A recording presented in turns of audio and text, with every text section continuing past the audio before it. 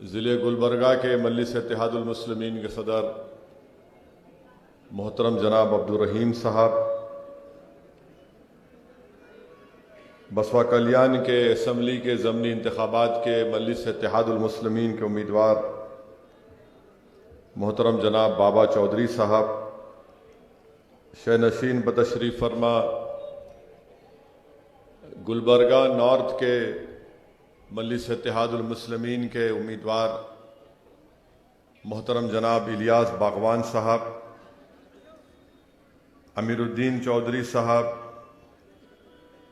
शोलापुर महाराष्ट्र के मजलिस इत्तेहादुल मुस्लिमीन के सदर मेरे भाई जनाब फ़ारूक शाबदी साहब, मजलिस इत्तेहादुल मुस्लिमीन के मरकज़ी अब्ज़वर वो साबिक़ा रुकने बल्दिया मोहतरम जनाब समद अब्दाद साहब, कर्नाटका के मजलिस इत्तेहादुल मुस्लिमीन के सदर मोहतरम जनाब उस्मान गनी साहब, ज़हीराबाद के मजलिस इत्तेहादुल मुस्लिमीन के सदर मेरे मजलिसी रुफ़क़ा, मोअज़्ज़िज़ हाज़रीन इकराम, मेरे गयूर नौजवान साथियों, मैं आप तमाम का बेहद शुक्रिया अदा करता हूँ कि आपने अपना कीमती वक्त निकाल कर आज के इस इंतखाबी जलसे में शिरकत की। दूसरी अहम बात मैं आपको बताना चाहूँगा कि इंशाअल्लाह ताला ये पहला जलसा है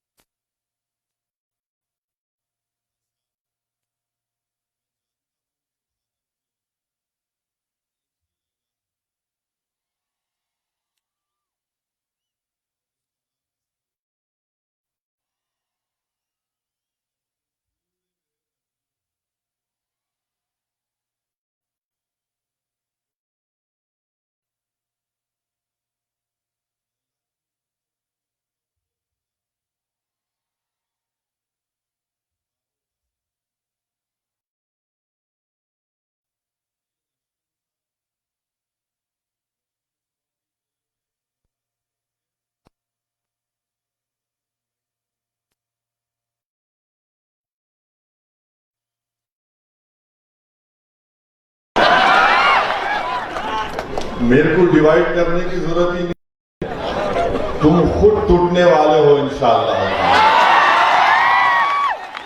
और मैं हैदराबाद से आया नहीं तो तुम खड़े हो गए। लक्ष्मण ये बात कर रहे, अर्जुन इनके खिलाफ खड़ा है।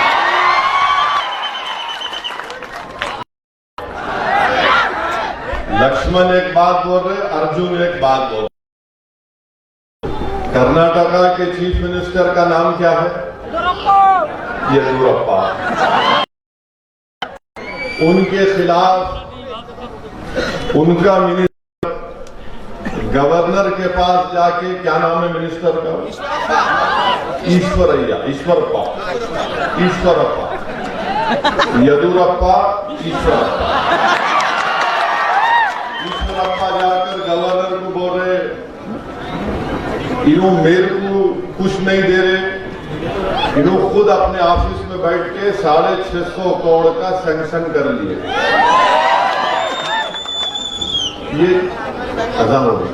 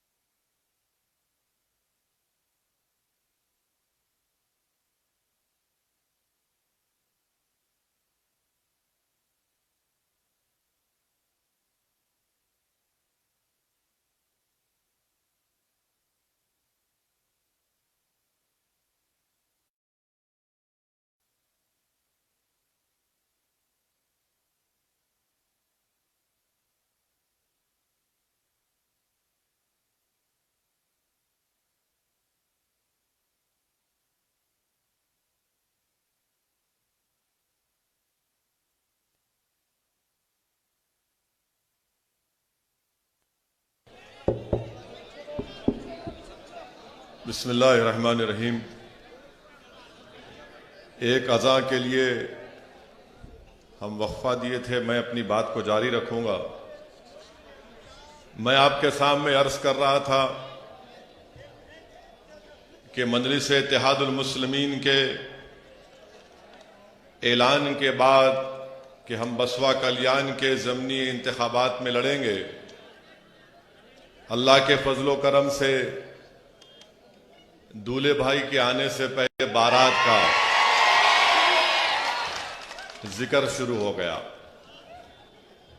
मैं बीजेपी के लोगों से पूछ रहा हूं, भाई साहब, ये ईश्वरप्पा येदियुरप्पा का झगड़ा कैसे हुआ? मेरे नाम पे हुआ या 650 करोड़ के सैंक्शन पे हुआ? इन दोनों को मलाई नहीं मिली तो मेरे तरफ देख रहे। आप खुद देख लीजिए, बीजेपी में खुद अल्लाह के फजलो करम से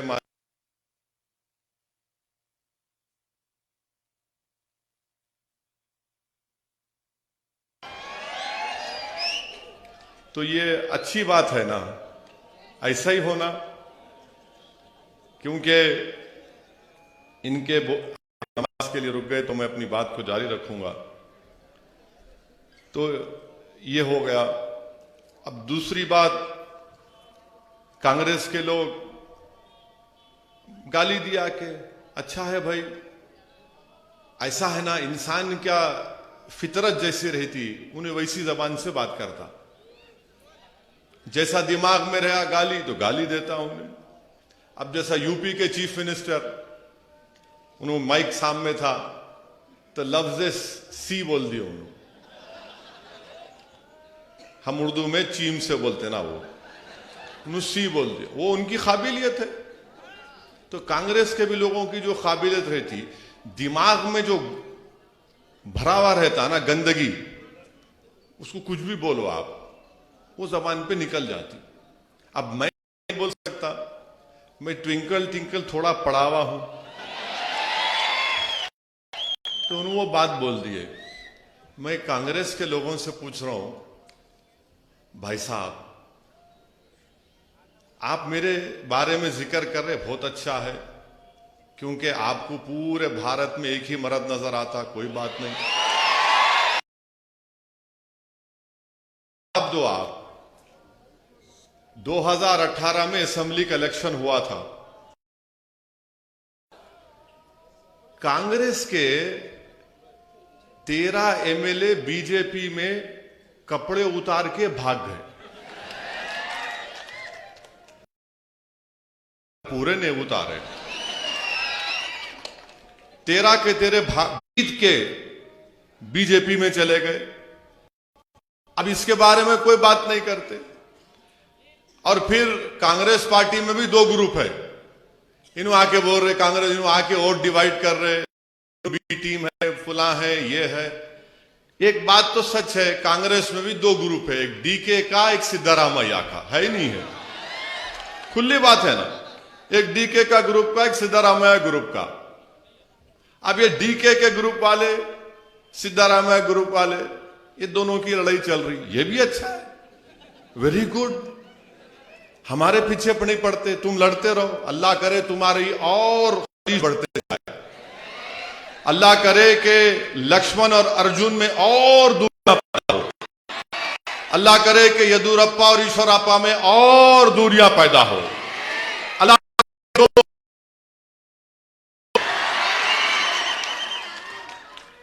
आप आमीन तो बोल सकते हैं ना, बोलो, इसमें कोई तकलीफ नहीं है।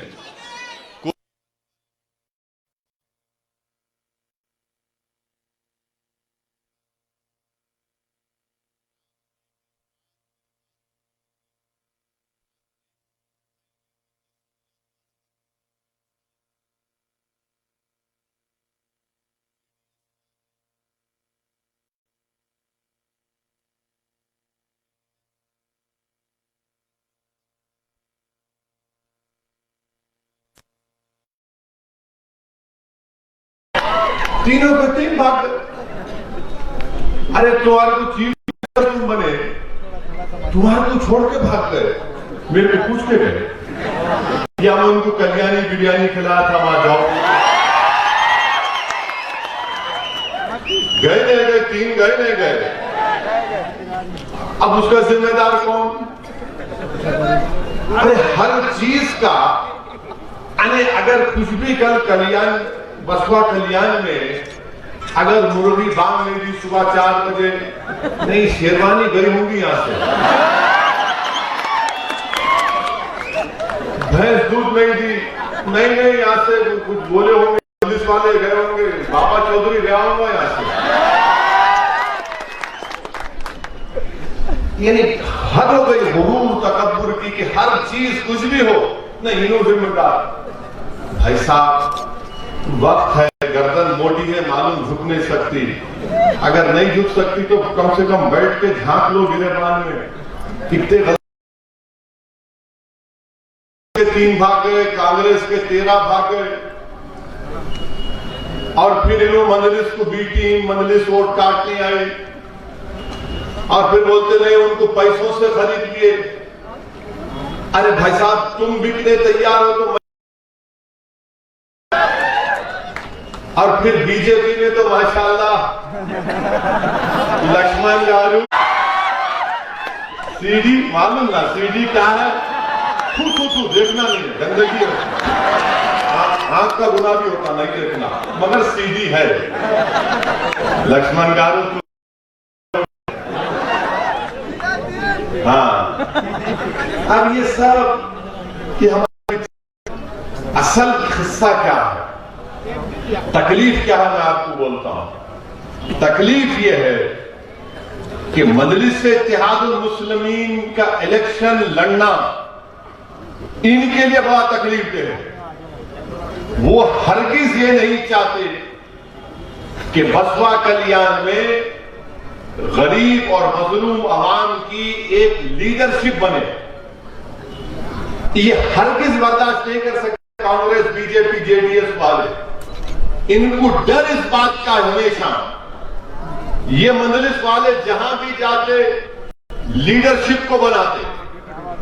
और हमारा काम भी यही है कि जमीन से लीडर बने, क्योंकि ना आसमान से कोई जमीन आने वाला है, ना कोई जमीन से निकलकर कोई लीडर आने वाला है। लीडर आपके दरमियान कोई बनेगा, और वो बनेगा इंशाअल्लाह ताला।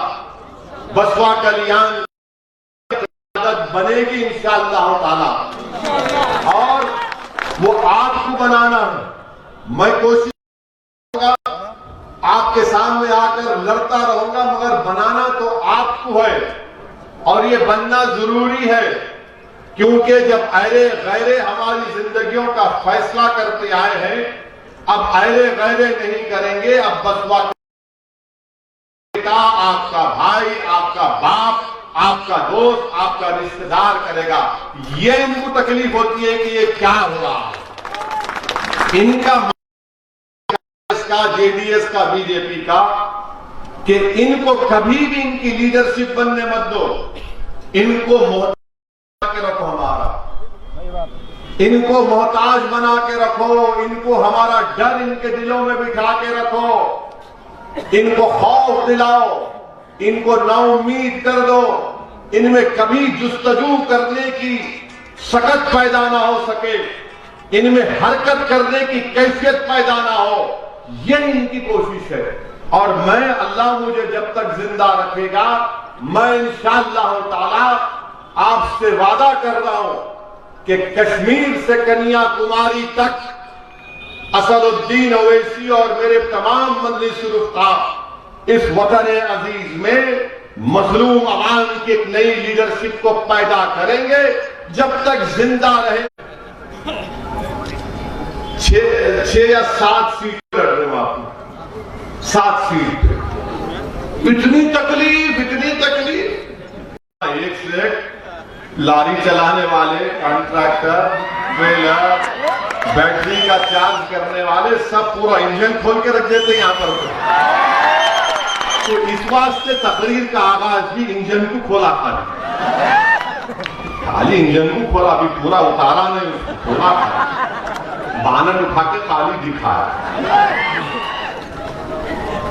मेरे को भी थोड़ा आता गाड़ी का काम, सियासी गाड़ी का काम। आप असल गाड़ी चलाने वाले हैं, और इंशाअल्लाह ताला मुझे यकीन है कि बसवा कल्याण में आप एक नई तारीख को रकम करेंगे इंशाअल्लाह ताला।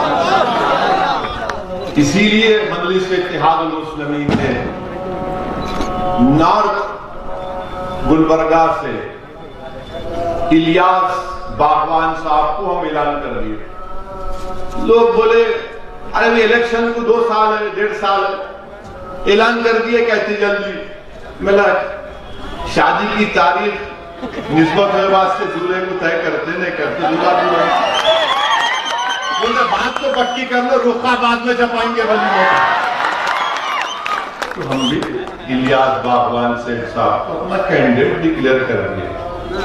और हमने ये इसलिए किया कि बहुत से लोगों में ये गलत फहमी है कि 5 साल पहले मजलिस इत्तेहादुल मुस्लिमीन जब इलेक्शन नहीं लड़ी, तो लोग ये बोल रहे हैं नहीं नहीं अब के बार भी मजलिस वाले नहीं लड़ते इलेक्शन, 5 साल पहले भी नहीं लड़े थे। तो मैं आपको बताने आया हूं कि आने वाले ये इलेक्शन में तो हमारे कैंडिडेट हैं, बाबा चौधरी हैं, असेंबली के इलेक्शन जब आएंगे इंशाअल्लाह ताला हम ना सिर्फ गुलबर्गा बल्कि बिदर, होमनाबाद, बीजापुर, वो जगह है कर्नाटका में हम कैंडिडेट खड़ा करेंगे। हम बात कर रहे हमारे गुलबर्गा के सदर का नाम अब्दुल रहीम है, उनको और एक नाम है उनका नहीं मालूम शायद, क्या नाम है? मिर्ची से। तो मिर्ची को लगा दिया उनके पीछे। तो ये लड़ना है इलेक्शन लड़ने के लिए पूरी मजलिस तैयारी कर रही है। उस्मान गनी अभी तकरीर सुने आप, कन्नड़ा जबान में ऐसा पानी कैसा बोलते हो, तड़ातर तड़ातर तड़ातर।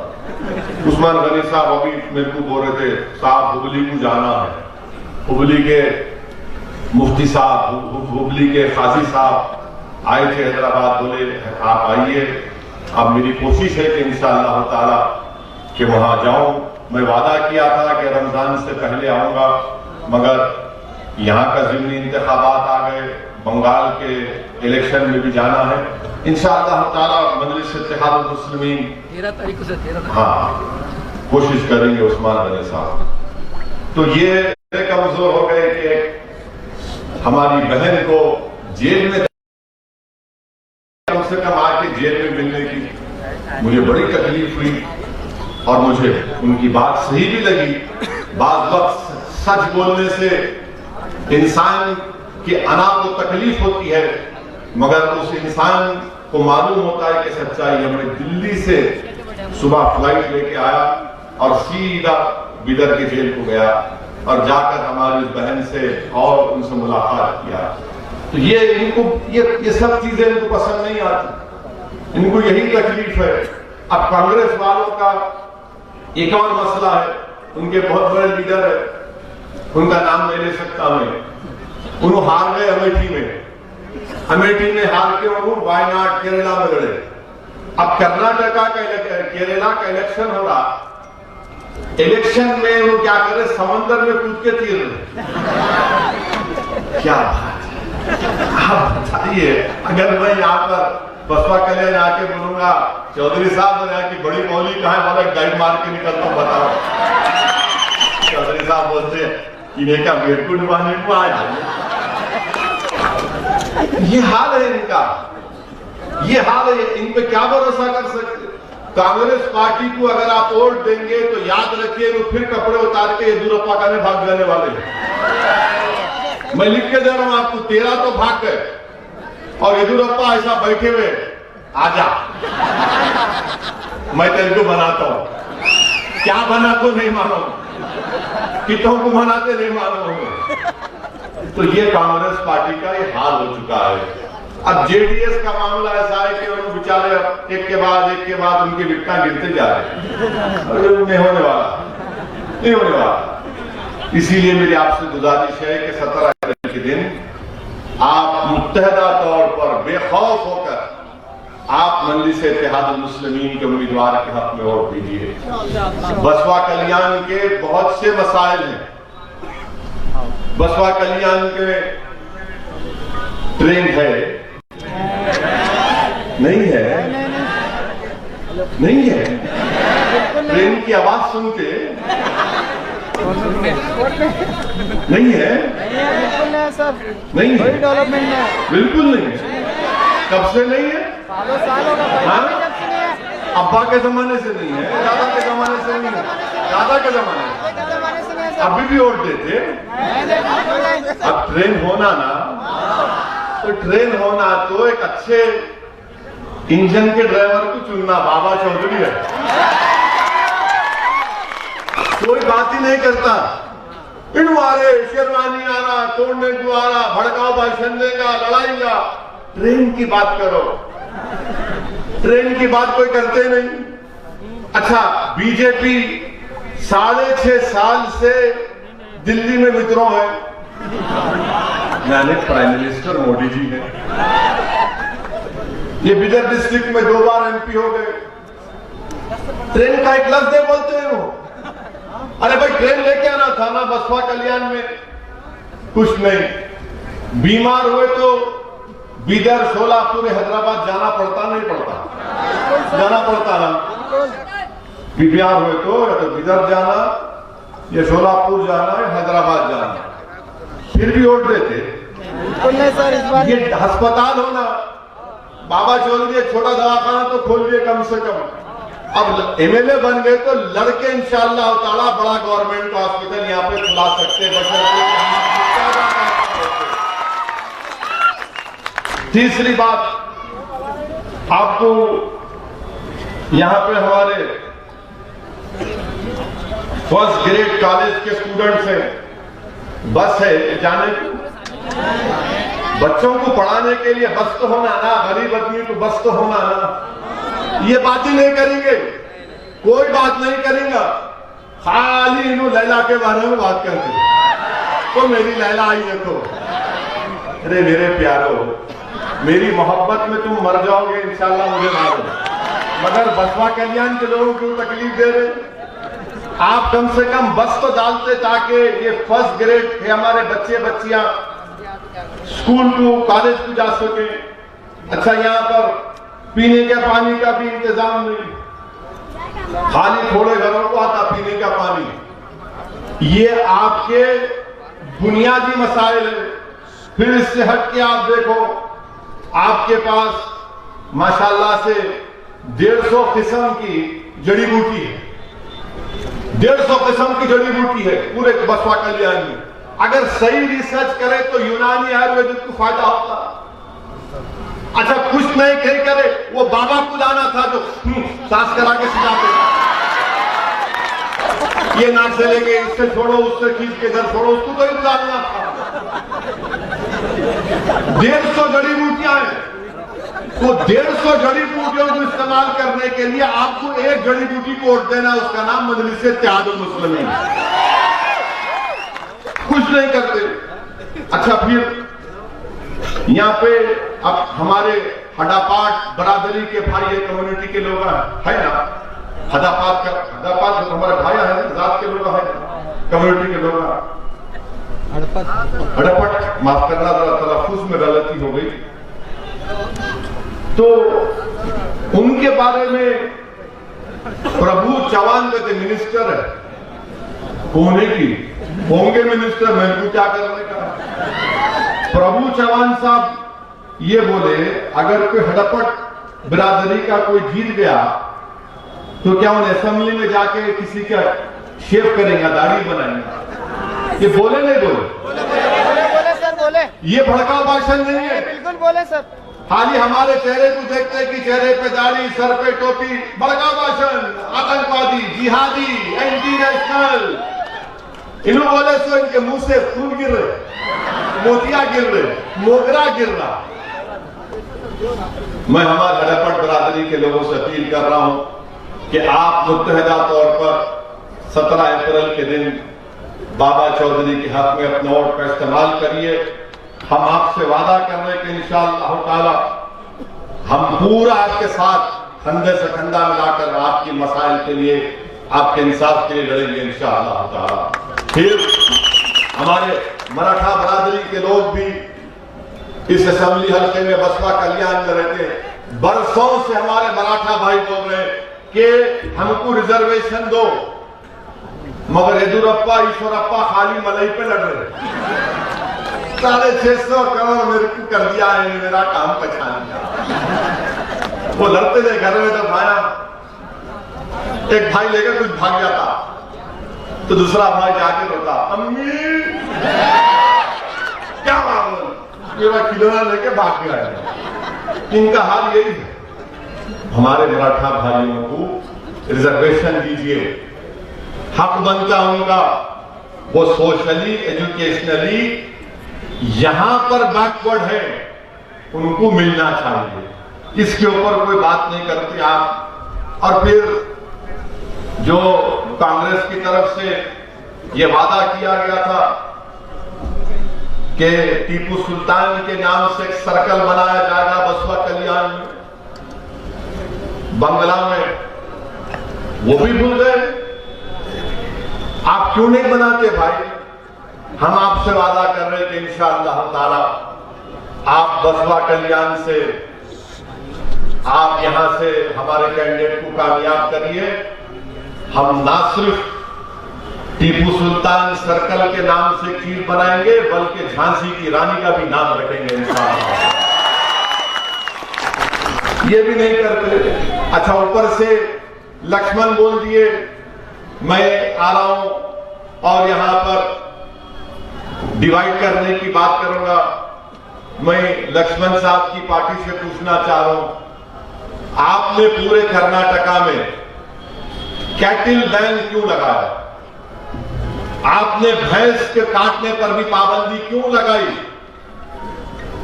आप कौन होते? मैं घर में क्या खाता हूं, क्या पहनता हूं?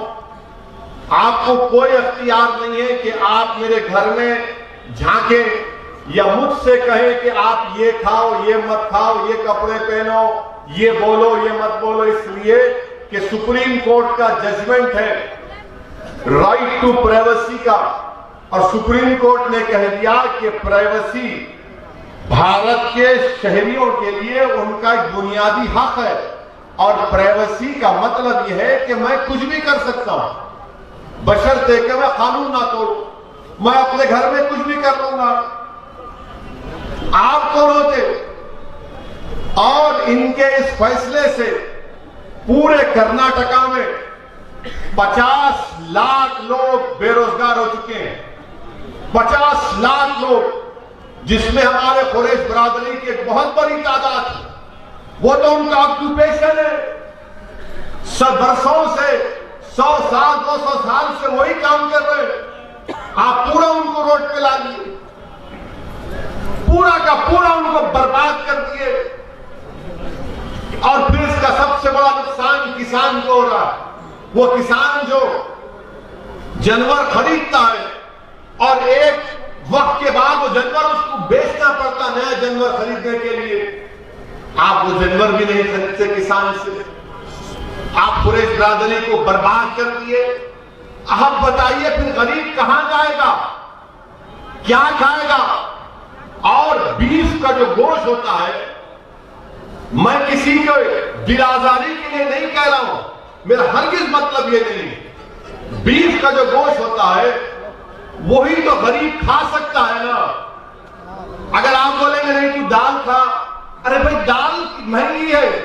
भारत का जो गरीब है, चाहे वो मुसलमान हो, दलित हो, आदिवासी हो, हमारे हिंदू भाइयों भी गरीब है, वो क्या खाएंगे फिर? और मैं नहीं कह रहा हूं, बीजेपी के लोग मेरे सवाल का जवाब दो कि कर्नाटका में national family health survey 4th round हुआ, जिसमें खुद कर्नाटका की सरकार ये कह रही है कि 39% दलित और आदिवासियों के बच्चे स्टंटेड होते हैं, यानी जो उम्र में उनका वजन होना उतना वजन नहीं होता। क्या खाएंगे फिर ये दलित आदिवासियों के बच्चे? या आप कह रहे हैं? फिर आप कर्नाटका की हुकूमत सरकार कहती है कि 40% बच्चे अंडर नरिश, यानी खाने को नहीं मिलता उनको, ये दलित आदिवासियों के। और 56% बच्चे एनीमिक है, खून नहीं है। क्या खाएंगे उन्हें? दाल खरीदेंगे उन्हें? आप बताइए कितना बड़ा जुल्म कर्नाटका में बीजेपी की हुकूमत कर रही है। मकसद क्या है कि हिंदुत्व की आइडियोलॉजी को प्रमोट किया जाए, उनके आइडियोलॉजी को पूरे कर्नाटका पर मुसल्लत कर दिया जाए। और उसका नतीजा यह हो रहा है कि गरीब भूखा मर रहा है। 50 लाख लोग बेरोजगार हो चुके हैं इनके गलत फैसले की वजह से। इसलिए आपको मैं अपील कर रहा हूं कि हिंदुत्व की इस आइडियोलॉजी, शिक्षा बोलते ना, डीके बोलते ना, सिद्धरामैया बोलते, सब बैठ के तमाशा देखे। थाली नहीं बजाना है, सोचना है। थाली बजाने के लिए नहीं बोल रहा हूं। दिमाग जब यहां से आप जाएंगे, मैं आप चाहता हूं कि आप एक फिक्र, कर्नाटका में अल्लाह के रसूल सल्लल्लाहु अलैहि वसल्लम की शान में गुस्ताखी हुई बेंगलुरु में। धरना हुआ, गड़बड़ हुई, तशद्दुद हुआ, बच्चों को पकड़ा गया, उन पे क्या कानून लगा दिए? Unlawful activities prevention act, unlawful activities prevention act. ये कानून में इस बात की गुंजाइश है कि 180 दिन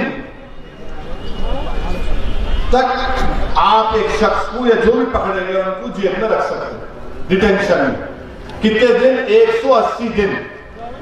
180 दिन में तो कितने हो गए प्यारे? कितने महीने हो गए? कितने? 6 महीने 180 डेज रख सकते हैं। यह कानून कौन बनाए मालूम आपको? कौन बनाए कानून मालूम आपको? कांग्रेस पार्टी। कांग्रेस पार्टी बनाई, 2008 में चिदम्बरम तरमीम करे। मैं दिल्ली में यूपीए हुकूमत की तायीद कर रहा था, मैं पार्लियामेंट में मुखालिफत किया, उसके खिलाफ वोट दिया। आप जाके देखो, यूट्यूब पे तकरीर है। बाद में 2019 जुलाई में अमित शाह ने इस कानून को और गंदा कर दिया, बिल्कुल, और तरमीमात लेकर आए। उस तरमीमात में क्या था कि दिल्ली में एनआईए का कोई इंस्पेक्टर बैठ के बोल सकता कि बसवा कल्याण का फला शख्स टेररिस्ट है, बगैर कोर्ट उसको सजा दिए। कोर्ट किसी को सजा दिए तो बोल सकते हो भाई कोर्ट सजा दी, मुजरिम है। एनआईए का इंस्पेक्टर बैठ के एक बोल देगा फरमान कि फुला जैद बकर टेररिस्ट है बसवा कल्याण का। और अच्छा, दूसरा क्या किया कानून में? अगर कोई, मैं CAA के खिलाफ एहतजाज करूंगा या 370 निकाले उसके खिलाफ एहतजाज करूंगा तो लगा दो इनके ऊपर। ये जब कानून पार्लियामेंट में पास, इसकी मुखालिफत करे, इसके खिलाफ वोट दिए, और मैंने अपनी पार्लियामेंट की तकरीर में पूरे कांग्रेस के बैठे थे 55 MP शायद उनकी, मैंने कहा कि ये तुम लोगों की गलती है, तुमने ये कानून बना और आज तुम यहां पर मोदी अमित शाह की तारीफ कर रहे हो। मैंने पार्लियामेंट में कहा कि अल्लाह ने चाहा तो इंशाअल्लाह ताला तुम्हारे बड़े बड़े लीडर 1-1 साल, 2-2 साल, 4-4 साल जेल में जब सड़ के आएंगे, तुमको गरीबों की तकलीफ मालूम होगी। तो पूरे कांग्रेस वाले खड़े हो गए, कैसा बोले हमारे को, क्यों बोले हमको? बोला क्यों, तुम क्या दूध के झूले में, तुमको नहीं बोल सकते। वही कानून पार्लियामेंट में कांग्रेस अमित शाह की तायीद करी। पार्लियामेंट में कांग्रेस पार्टी अमित शाह के इस कानून को गंदा बना दिया गया, स्ट्रिंजेंट बना दिया गया, जो अंग्रेजी का लफ्ज है, उसकी कांग्रेस तायीद करी। आज वही कानून की बुनियाद पर बेंगलुरु के बच्चे जेल में सड़ रहे हैं। मैं तशद्दुद की तायीद नहीं कर रहा हूं, मगर यूएपीए लगा दिया, कांग्रेस पार्टी सपोर्ट की, तो मालूम हुआ कि दिल्ली में राम और श्याम की जोड़ी है, और बसवा कल्याण में आते ही शेरवानी बोलते, उन्हें बोलता ये बोलता बीटी। आप क्यों सपोर्ट किए बताओ ना? राज्यसभा में आपने क्यों तायीद की? वही यूएपीए का कानून, इतना गंदा कानून है, बेल भी नहीं मिलती उसमें। यानी बेल अगर मिलना है तो कोर्ट को, मैं अगर वकील हूं तो कोर्ट को बताना पड़ता है कि आप, अगर ये बच्चा मुजरिम है, केस होगा उस पर, तो कोर्ट को मुतमईन करना पड़ता है कि इसके ऊपर कोई केस नहीं लग सकता।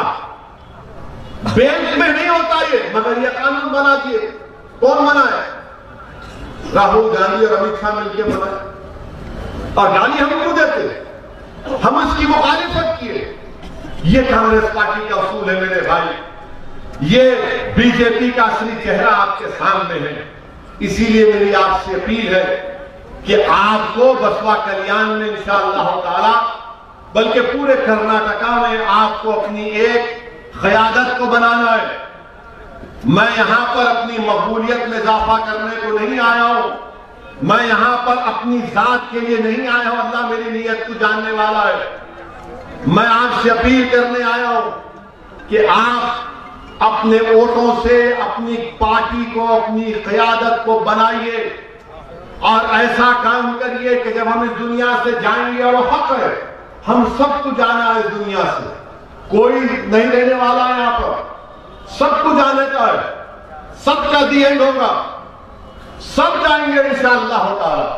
असदुद्दीन ओवैसी भी जाएगा, मैं भी जमीन की ग़िज़ा बनूंगा, मेरे जिस्म के हड्डियां इस जमीन की मिट्टी में गल जाएंगे, मगर मेरी नीयत यह है कि जब कभी भी अल्लाह मेरी जिंदगी मुझसे छीन ले, अल्लाह का हक है, वो अल्लाह ही करने वाला, मगर मेरा मकसद एक ही है, हम मेरे तमाम मजलिसी रुफ़क़ा का मकसद एक ही है कि हम चले भी जाएंगे तो आपके पास आपके लिए लड़ने वाला हो, आपकी क़यादत हो, आपकी आवाज, आपकी तमन्नाओं, आपकी तकालीफ को कोई बयान करने वाला हो, कोई नौजवानों के हिम्मतों को टूटने ना दे, कोई नौजवानों के आंखों से बहते आंसू को रोक कर कहे कि रोने का टाइम नहीं है, रुलाने का टाइम है, कोई हमारी मां और बहनों को हिम्मत दिलाए कि डरो मत, हिम्मत से काम करो, हमारे बच्चियों को कोई दिलासा दिलाए कि बढ़ो मेरे बच्चियों, इस मुल्क में, इस माशरे में जहेज की लानत की परवाह मत करो, मगर तुम तालीम याफ्ता बन जाओ, ताकि हमारी बच्चियां जब तालीम याफ्ता हो जाएंगी तो ताकतवर हो जाएंगी। ये काम हम करना चाहते हैं, ये मजलिस इत्तेहादुल मुस्लिमीन का पैगाम है, ये हमारे ख्वाब है मेरे भाई, और मैं आपसे अपील कर रहा हूं कि तुम भी ख्वाब देखना शुरू करो, तुम भी ख्वाब देखना शुरू करो। ये ख्वाबों को पूरा करने का वक्त है, अब आंसू बहाने का वक्त नहीं है, डरने का वक्त नहीं है, ये सोचने का वक्त नहीं है कि अगर इनको वोट दिए तो क्या होगा। अरे क्या होगा मेरे भाई, मेरे बुजुर्गों, लोग आकर इस जलसे के बाद आपसे बोलेंगे कि असदुद्दीन ओवैसी फिरका परस्त है, मजलिस सेकुलरिज्म को कमजोर करना चाहती है। मैं इनसे एक ही बात पूछना चाह रहा हूं, कहां है इंसानियत? जब एक 13 साल का बच्चा किसी मंदिर में जाकर पानी पीता है तो उसको गिरा गिरा कर मारते आप।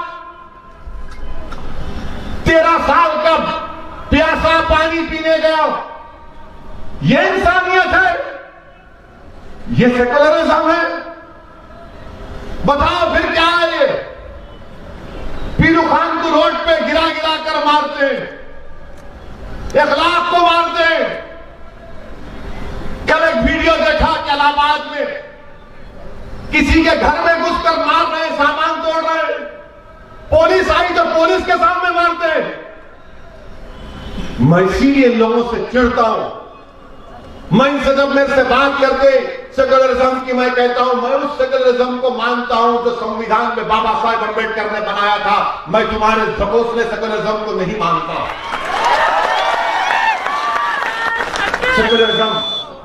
सेकुलरिज्म के नाम पे आके डराएंगे, डरा के वोट हासिल करेंगे, डराकर हमको वोट देंगे। नहीं नहीं, अगर आप नहीं दिए तो उन्होंने आ जाते। अरे तुमको दिए थे ना, तुम्हारे 13 भाग गए उसके पास, तुमको ही दिए थे ना, तुम्हारे 13 के 13 भाग गए मोदी के पास चाय पीने। क्या बोल सकते? इसीलिए मेरे अजीज दोस्तों और बुजुर्गों, मेरी आपसे नम्र गुजारिश है कि हमको अपने सिलेक्शन में जमहूरी तरीके से अल्लाह जीत हमको कामयाबी देगा, अल्लाह के बारगाह में सजदा करेंगे, अल्लाह कुछ और नतीजा देगा तब भी हम कहेंगे अल्हम्दुलिल्लाह अल्हम्दुलिल्लाह। मगर हम लड़ते रहेंगे, हम लड़ते रहेंगे, पीछे नहीं हटने वाले हैं। दुनिया में तुम कितनी बातें कि मैं तुम्हारे